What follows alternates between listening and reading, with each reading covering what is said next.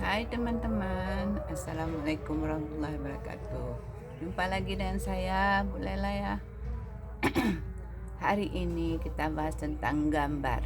Karena dari kemarin tuh kita sudah pernah cerita tentang anak-anak di TK itu perlu gambar.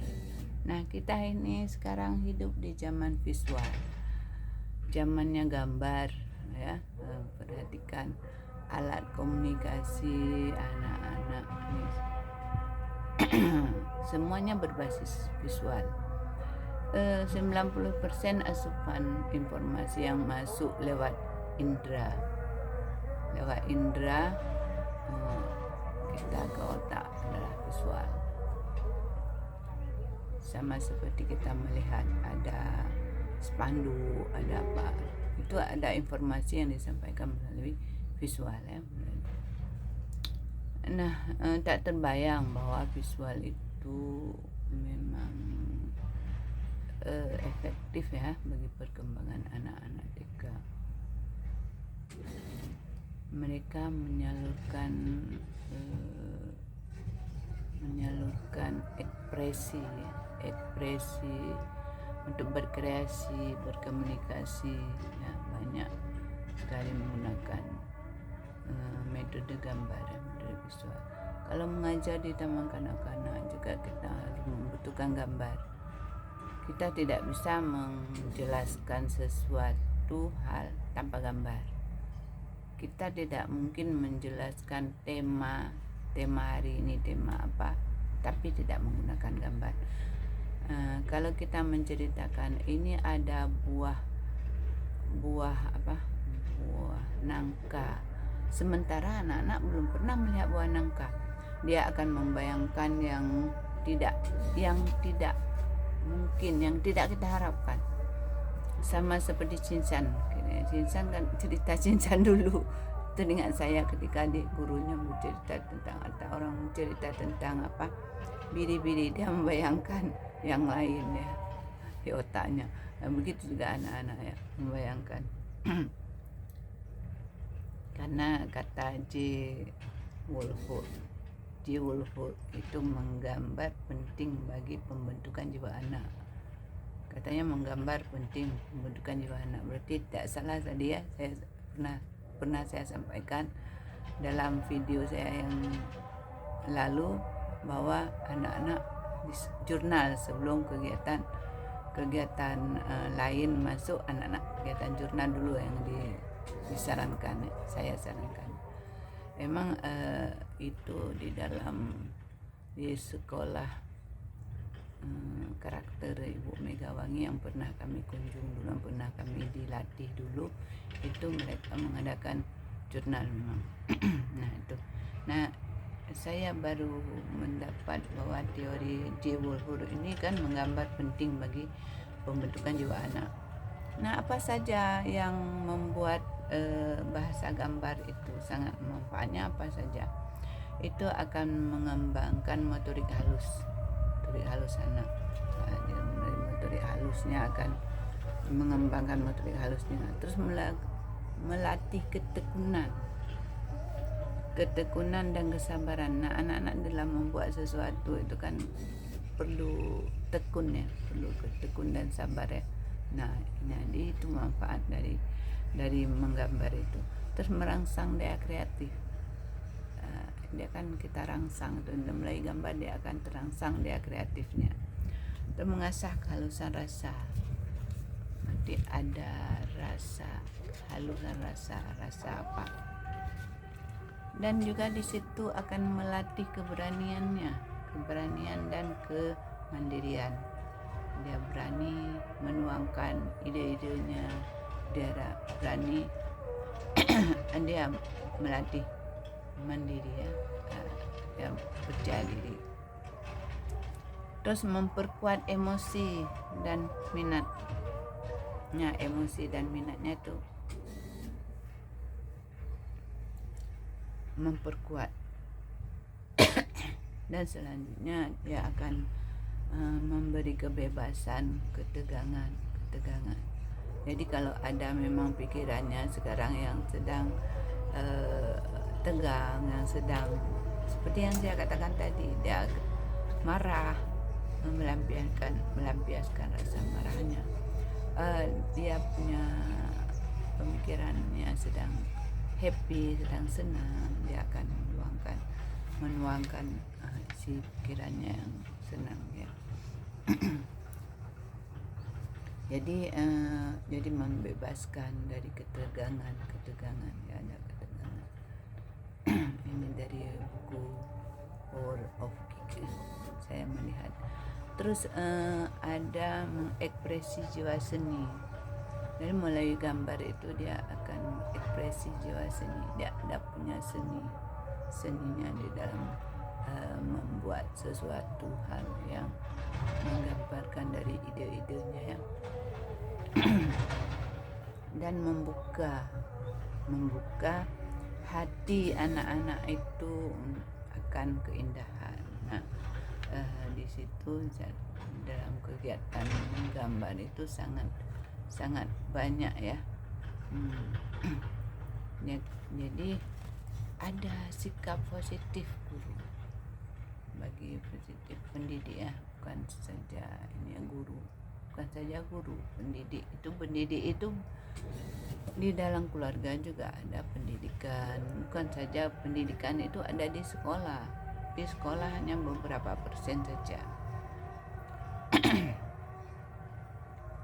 Nah, perlu kita ingat bahwa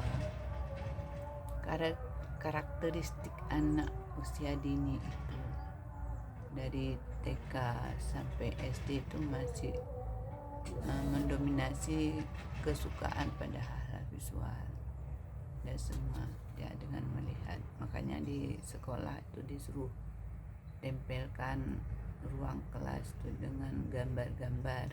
Jadi anak-anak akan melihat gambar dan membaca gambar. Di bawah gambar itu buatkan tulisan judul dari gambar tersebut supaya anak-anak dia bisa baca. Yang dia baca bukan tulisannya tetapi gambarnya. Misalnya gambar apel, di bawahnya ada tulisan apel. Dia membaca apel, tapi yang dia baca gambarnya, gambar apel. Dia tidak mengenal tulisan apel sebelum dia mendapatkan pengetahuan sebelumnya tentang huruf A, huruf B, huruf A, huruf L. Ya, dia harus mendapatkan pengetahuan itu terlebih dahulu, baru dia memperoleh pengetahuan tentang membaca. Sebenarnya semua pesan-pesan itu bisa disampaikan informasi melalui gambar. Makanya gambar sangat berperan kadang-kadang. Dalam misalnya kita bercerita, kita membuat gambar. Kita mau menyampaikan tentang tema, subtema, kita harus membuat gambar. Tapi jangan bercerita tanpa gambar. Kita ingin menyampaikan sesuatu hal, informasi kepada anak. Misalnya anak-anak hari ini harus patuh. Kita melatih tata tertib anak di kelas dan membuat gambar kaki. Habis itu gambar kaki kita buat di situ tanda silang bahwa tidak boleh berjalan ketika sedang belajar. Jadi ada anak memang sedang belajar, dia suka mengelilingi ya, suka tawaf suka tawaf di kelas ya. Nah itu kita usahakan untuk membuat tata tertib terlebih dahulu. Makanya disampaikan dulu, misalnya ada tangan di mulut, ini tanda gambar itu yang kita sampaikan, itu bahwa tidak berbicara ketika sedang belajar. Nah, kita memberi kesempatan anak-anak untuk berbicara, tetapi tidak berbicara ketika sedang berbicara. Nah, anak-anak sudah tahu. Dan ketika sedang mengerjakan, jangan bercerita. Berikan waktu nanti untuk bercerita. Makanya dalam satu hari usahakan ada anak yang mau menceritakan pengalamannya. Kapan dilaksanakan? Boleh di awal, boleh di akhir. Sebaiknya di awal, karena di awal anak-anak masih terisi semua yang ada di pikirannya, yang pengalamannya kemarin akan dia sampaikan hari ini kepada teman-teman. Setelah jurnal, berikan kesempatan kepada dua anak 1 hari untuk menyampaikan ide unek-unek yang ada dalam pikirannya, mungkin cerita yang sudah menumpuk dari kemarin, ya.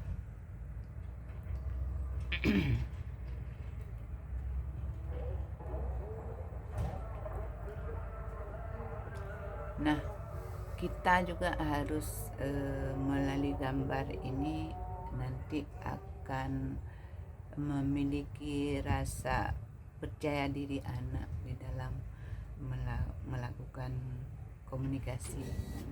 Nah, seperti saya katakan tadi, tanyakan apa yang dia gambar. Nah, melalui gambar itu dia akan menyampaikan.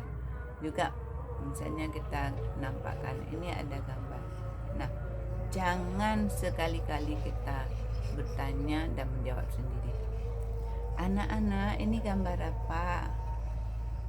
Ini gambar Pak Polisi, anak-anak. Bukan begitu. Tapi katakan, ini gambar apa saya? Tunggu. Mereka akan menjawab. Jadi, sesuatu yang kita sampaikan melalui visual, melalui gambar, kita memperoleh informasi yang banyak tergantung dari rangsangan guru.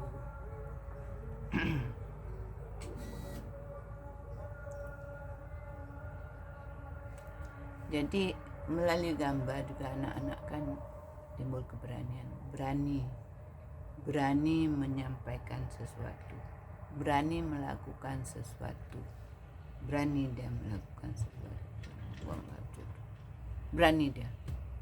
Nah, berani bukan bagusnya gambar yang diharapkan di situ, tetapi bagaimana komunikasi anak terhadap guru. Di dalam satu gambar kita mengharap ada pesan, ada yang dikomunikasikan. Anak dapat menyampaikan komunikasi, dapat menyampaikan apa yang dilihatnya, ya. Jadi ada berani melakukan sesuatu melalui gambar, dan bukan bagusnya gambar, namun komunikasinya bagi anak tidak terpaku pada satu ide. Jadi hari ini kalau memang ada yang belum tuntas, ya silakan. Mungkin ada anak yang berulang-ulang pada ide yang sama, namun kita tetap menerima. Dan kalau ada ide-ide yang selanjutnya, juga begitu juga guru. Hari ini tidak menjelaskan tentang tema ini, mungkin besok tentang tema lain dan gambarnya lain. Jadi akan kaya ide, kaya informasi bagi anak. Jadi tidak terpaku pada satu kegiatan saja, banyak kegiatan.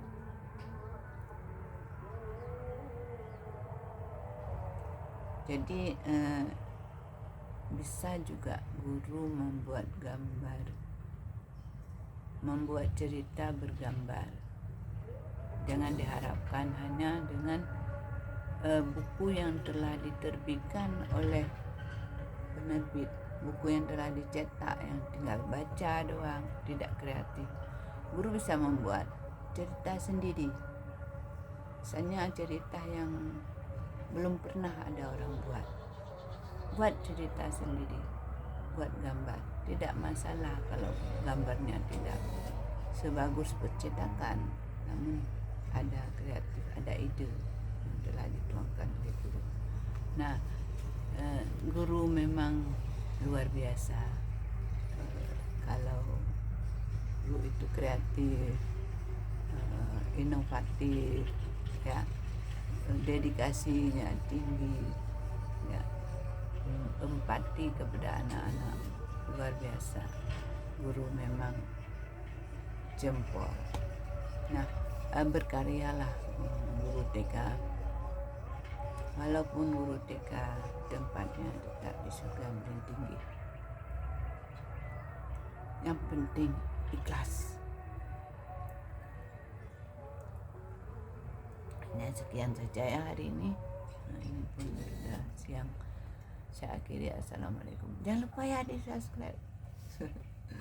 Assalamualaikum warahmatullahi wabarakatuh.